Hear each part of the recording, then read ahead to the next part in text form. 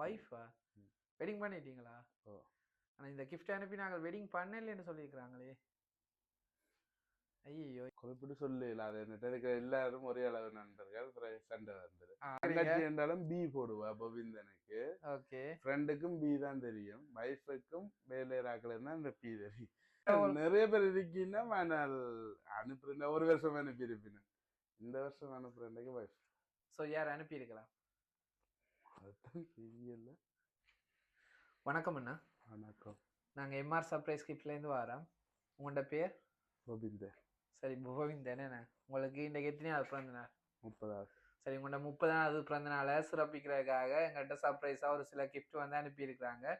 So யார் அனுப்பியிருக்கலாம்? அதுதான் தெரியல. உங்களுக்கு சர்ப்ரைஸாக இருக்கணும். அதோட தங்கள்ட வாழ்த்து வந்து உங்களை போய் சேரணும்னு சொல்லி தான் விரும்பி ஒரு ஆள் அனுப்பியிருக்கிறாங்க. ஸோ நீங்கள் அவங்கள சரியாக கண்டுபிடிக்கணும். யாரா இருக்கலாம்? யாருன்னு யோசிக்க வேண்டியது. ரொம்ப யோசிக்கிறீங்க. இந்த சர்ப்ரைஸோட நிறைய உண்மைகள் வெளியில வர போகுது. சிந்து வைஃபா? சிந்துவா? வைஃபா? வெட்டிங் பண்ணிட்டீங்களா? ஓ. ஆனால் இந்த கிஃப்ட் அனுப்பி நாங்கள் வெட்டிங் பண்ணலன்னு சொல்லியிருக்கிறாங்களே. ஐயோ, இப்பவே குழப்பம் வந்துட்டுது. இந்த சர்ப்ரைஸ் எங்கே போய் முடிய போதுன்னு எங்களுக்கே குழப்பமாக இருக்குது. சரி, ரொம்ப யோசிக்கிறீங்க. உங்களுக்காக வந்திருக்கிற முதலாவது கிஃப்டை பார்ப்போம்.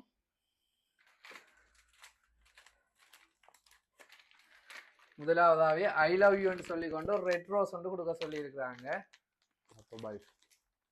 ஆனால் கிஃப்ட் அனுப்பி நாங்கள் நீங்கள் வெட்டிங் பண்ணலன்னு சொல்லியிருக்கிறாங்களே. ஸோ எங்களுக்கும் ஆச்சரியமா இருக்கு, யார்கிட்ட இது வந்திருக்குமான்னு சொல்லி. என் வைஃப் மட்டும்தான் இங்கே ரோஸ் தரணும் இல்லை தானே. உங்களை விரும்பக்கூடிய நேசிக்கக்கூடிய ஆக்கள், எல்லாம் விரும்பி உங்களோட லைஃப்ல இருந்து விட்டு போன ஆக்களா கூட இருக்கலாம்.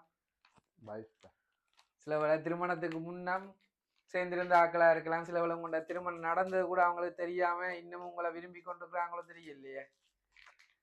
என்டா கிஃப்ட் அனுப்பிக்க சொன்னாங்க, நீங்க திருமணம் ஆகாத ஆளுன்னு சொல்லி தங்களுடைய அன்பை வந்து வெளிப்படுத்தணும். நிறைய நாள் உங்களோட கதை கேள. ஸோ தங்கண்ட அன்பை இந்த இடத்துல தாங்க நினைவுபடுத்த விரும்புறோன்னு சொல்லி தான் அனுப்பியிருக்காங்களே.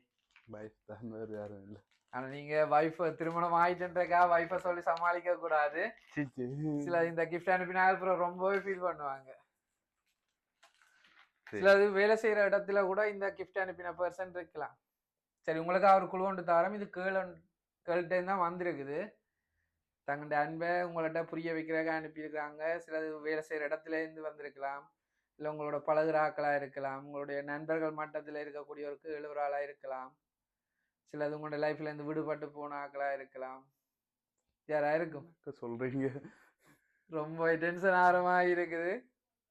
சரி, உங்களுக்கு வந்திருக்க அடுத்த கிஃப்டை பார்ப்போம். திருப்பியும் தங்களுடைய புனிதமான அன்பை வெளிப்படுத்துறதுக்காக பெரிய ஒரு காட் பலூன் ஒன்று உங்களுக்கு கொடுக்க சொல்லியிருக்கிறாங்க இந்த பிறந்த நாள்ல. எப்படி இந்த ரோஸ் கலர் பிடிக்கும். ஆனா நாங்க தான் இதை கொண்டு வந்தது. அவங்க சொன்னது கலெக்ட் பண்ணிருப்பா. அப்படி அவதான் இந்த ரோஸ் கலர் பிடிக்கும். ஆனா நீங்க திருமணம் ஆயிட்டுது வைஃப்கிட்ட இருந்து தப்பணும்ன்றக்கா வைஃபை மட்டும் சொல்லிட்டு இருக்கீங்க. இந்த கலர் பிடிக்கும். சரி, உங்களோட நண்பர்கள் மட்டத்துல இருந்து ஒரு ஆள் அனுப்பியிருந்தா யாரா இருக்கலாம்? நண்பர்களை தான் ஒண்டி நண்பர்களை அனுப்பியிருப்பேன். அதுலயும் நண்பர்கள்டா எல்லாரையும் சொல்லக்கூடாது, குறிப்பிட்டு ஒரு ஆளை சொல்ல போனா யார் அனுப்பியிருக்கலாம்? குறிப்பிட்டு சொல்லல. அது என்கிட்ட இருக்கிற எல்லாரும் ஒரே அளவு நண்பர்கள். சண்டை வந்தது. அதுக்காக நீங்க ஒரு தடவை சொல்ல மறக்கிறீங்க. சரி, அதை விட இந்த கிஃப்ட் வந்து வெளிநாடுகள்ல இருந்து வந்திருந்தா யாரா இருக்கலாம்? இந்த தங்கச்சி எங்க இருக்கிறாங்க? ஜெர்மன். என்ன பேர் அவங்களுக்கு? நிதியா. வேற யாரா இருக்கலாம்? ஸ்ரீலங்காவில இருந்து வந்திருந்தா? அந்த வைஃப். ஆனா திருமணம் ஆயில்லைன்னு சொல்லிட்டாங்களே. சரி, ஸ்ரீலங்காவில் இருக்கக்கூடிய வேற யாரும் அனுப்பியிருந்தா வேற யாரா இருக்கலாம்? வேற யாரும் இல்ல, அவ தான் இருக்கு. வேற யாருமே இல்லையா ஸ்ரீலங்காவில்? நிறைய பேர் இருக்கீங்கன்னா நான் அனுப்புறேன். ஒரு வருஷம் அனுப்பியிருப்பேன். இந்த வருஷம் அனுப்புறேன் வைஃப். இந்த வருஷம் அப்படி என்ன ஸ்பெஷல் உங்களுக்கு? இந்த வருஷம் தான் கல்யாணம் ஆயிடுச்சு. அப்ப அவ தான் அனுப்பியிருக்கேன். கல்யாணம் ஆகினது இந்த வருஷம்? எவ்வளவு காலம் கல்யாணம் ஆகி? 5 மாசம் 6 மாசம் 6 மாசம் ஆகுதா? சரி, உங்களுக்கு ஸ்பெஷலாக வந்திருக்க பர்த்டே கேக்கையும் பார்ப்போம். ஹாப்பி பர்த்டேன்னு சொல்லி ஏஆர் பிரான்ஸ் அடிச்சு ஒரு ஃப்ளைட்லேயே ஒரு கேக் அனுப்ப சொல்லியிருக்கிறாங்க. வாங்கிக்கொள்ளுங்க. ஸ்பெஷலாக ஒரு பிளேன் ஷேப்பில் விமானத்தில் ஒரு கேக் அனுப்பியிருக்கிறாங்க. ஸோ என்னத்துக்காக இந்த கேக் வந்திருக்கும் இந்த ஷேப்லன்னு யோசிக்கிறீங்க? வேலையா? சரி, நீங்கள் அங்கே தான் வேலை செய்கிறீங்க. அப்படியா? என்ன வேலை செய்கிறீங்க? பிரான்ஸுக்கெல்லாம் வேலை செய்கிறீங்க என்ன? ஸோ அப்போ சிலது உங்களோட வேலை செய்கிறாக்கள் அனுப்பியிருக்கலாம் இல்லையா? அதுக்கெல்லாம் வாய்ப்பு இல்லை. வாய்ப்பு இல்லையா? அப்ப இந்த வீடியோ பார்த்துட்டு அப்புறம் அவங்க பேச போறாங்களே, வேலை செய்யறாங்களே எல்லாம் இப்படி சொல்லிட்டீங்களே. வளத்துக்கு இல்ல. சரி, ஃபைனலா சொல்லுங்க. நீங்க இதுவரைக்கும் சொன்ன ஆட்கள்ல இருந்து ஒரு ஆள்கிட்ட இருந்து வந்திருந்தா அது யாரா இருக்கும்? இப்ப நீங்க நிறைய பேரை சொல்லியிருக்கீங்க, நண்பர்கள், தங்கச்சி, பாய் ஃப்ரெண்டு, அதோட வேலை செய்யற ஆட்களை கூட மென்ஷன் பண்ணிருக்கீங்க. 100% தங்கச்சி இல்ல வைஃப். அதுல ஒரு ஆளை சொல்லணுமே. வைஃப்.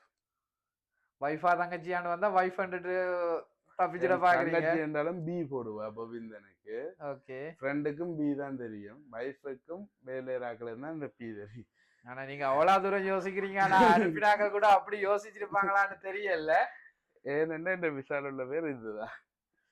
அப்ப இது 2 பேருக்கு தான் இது தெரியும். மற்றொருத்தருக்கும் எல்லாருக்கும் பி தான் தெரியும். இவ்வளவு நேரம் டென்ஷன் ஆயின நீங்க தங்கச்சி இல்ல வைஃபா இருக்குமன்றோன்னே ஒரு சிரிப்பு வருது முகத்துல. அப்பாடா தப்பிச்சுட்டா இல்லையாண்டு. அது இல்ல, இந்த எழுத்துலயே நான் கண்டுபிடிச்சிட்டேன். சரி, உங்களுக்காக இந்த கிஃப்ட் எல்லாம் அனுப்பினது உங்களுடைய அன்பு மனைவிதான். திருமணமாகி 6 மாதங்கள் கடந்த நிலையில உங்களோட சேரணும்னு சொல்லி எதிர்பார்த்திருக்கிறதோட இந்த பிறந்த நாளை உங்க கூட செலிப்ரேட் பண்ணலான்னு சொல்லி ஒரு கவலையோட தான் இந்த கிஃப்டை வந்து சர்ப்ரைஸா அங்க கூட அனுப்பியிருக்கிறா.